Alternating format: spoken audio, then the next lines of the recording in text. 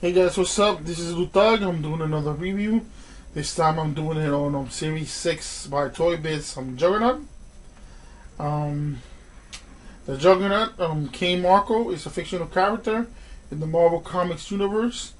The character first appeared in X-Men number 12, I believe it was July 1965, and was created by and writer Stan Lee and co-writer Jack Kirby. The stepbrother of a childhood bully of X-Men founder Professor Charles Xavier became a being of unstoppable force of destruction upon touching a gem of mystical powers. Wizard ranked the Juggernaut 188 on their list of top 200 comic book characters of all time.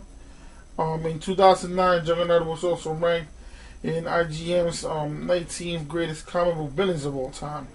The Juggernaut appeared in 2006 film The X-Men The Last Stand, when he was portrayed by Benny Jones, which the movie stunk ass. So if you haven't seen it, don't if you're an X-Men fan.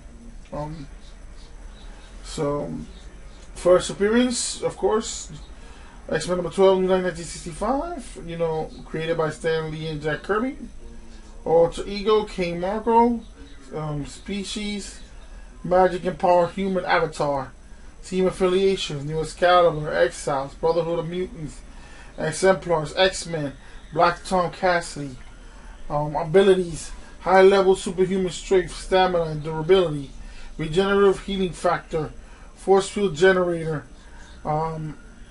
ability to become virtually unstoppable while in motion, gain powers from the Crimson Gen or Cytocraft.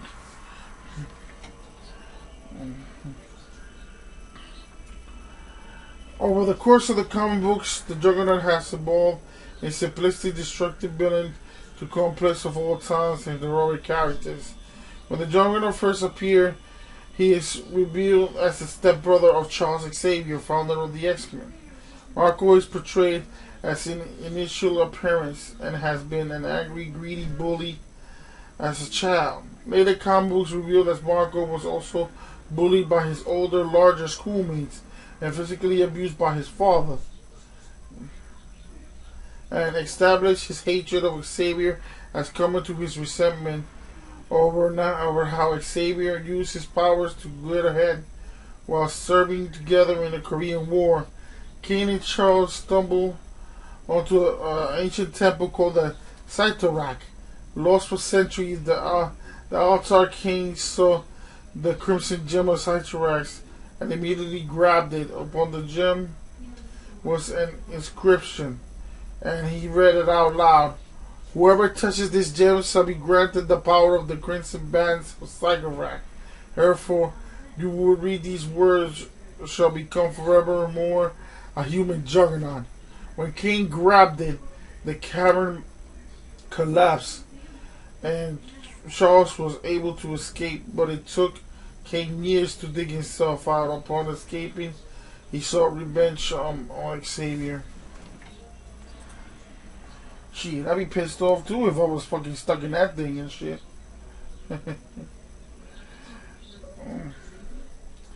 Of course, his citizenship is USA. His place of birth is Berkeley, California. Known relatives: Kurt Marco, father deceased; Marjorie Marco, mother deceased; Sharon Xavier Marco, stepmother deceased; Charles Francis Xavier, Professor X stepbrother; Cassandra Nova, stepsister deceased; Lelandra X sister-in-law; David Haller, Legion step-nephew deceased. His education: he has a military boarding school education. He's about 9'5", weighs about 1,900 pounds. He has blue eyes and red hair. And that's basically it for basic info. Let's go to Trigulation and Pink Job and whatever.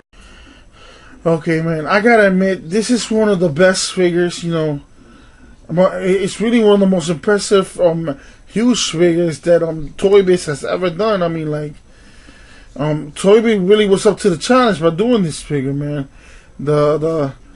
For everything about the costume is dead on. The head sculpt is nicely done. This thing has tons of articulation.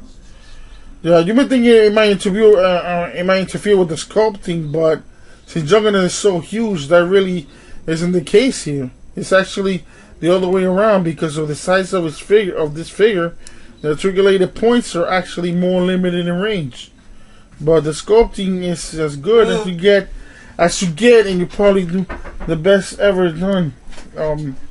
As for paint, while the Juggernaut is mostly just two different colors, everything is applied perfectly. What really stands out in this figure is this freaking helmet, yo. I think it's hot. Look at it. It even got, a little dent, like he'd been damaged. It's like greatly done, man. And shit. And the parts around the collar. Look at the parts around the collar. Look at that.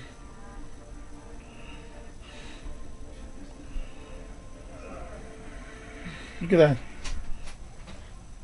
Oh, it's given a nice rusty metallic finish. And it looks fantastic, man. The head is also pretty well done. The gums between the teeth, man. Look at that. Between the teeth, it's nice. It's nice. It's a nice touch, man. It's a really nice touch. They probably would have wanted more detail in the hair, though, because it's like kind of crappy. But this is pretty expensive stuff, Here's a great figure right here. It has some 40 points of articulation, which is insane for a freaking figure this huge. I mean, like, look at it. His head moves, his arms move. You can move his fist and stuff. His hands go up and down and stuff. His legs move, like his feet move. Everything almost moves on this freaking guy. This freaking guy is freaking awesome, man.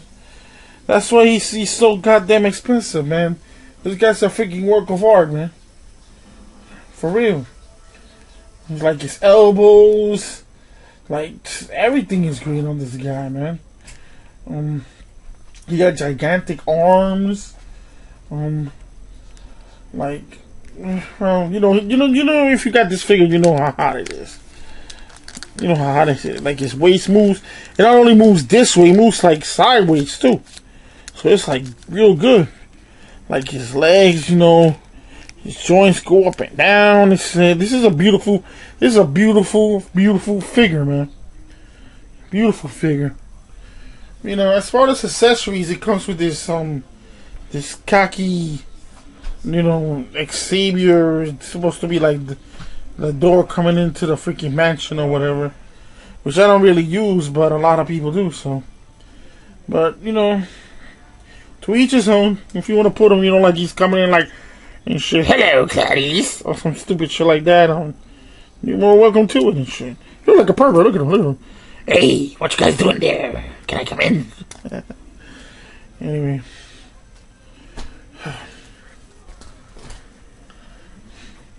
This is a freaking great figure. You used to pick them up, like, if you could find them back then, it used to be like $10.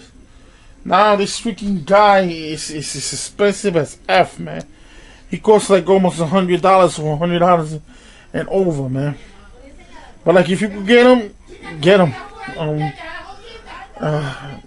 To me, I think this figure is beautiful. Whoever doesn't like this figure is a freaking jackass. And shit, look at the details. Look at the details in the freaking veins. In the side, it looks like the metal on it is like rusty and shit. It's just the paint on this job on this freaking figure is phenomenal, man. Phenomenal, man.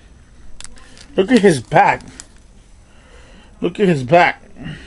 He may not have any backwash though, but it's still like, phenomenal, man. Phenomenal. You can see like right here. His metal thing is like, that's like a rusty look to it. And, like every figure has something bad. It's his hair. It's kind of corny, his hair, but you could live with it. Look at his veins, man. This figure is awesome, man. Anyway, I gotta go. Mr. Lou Thug. Peace out.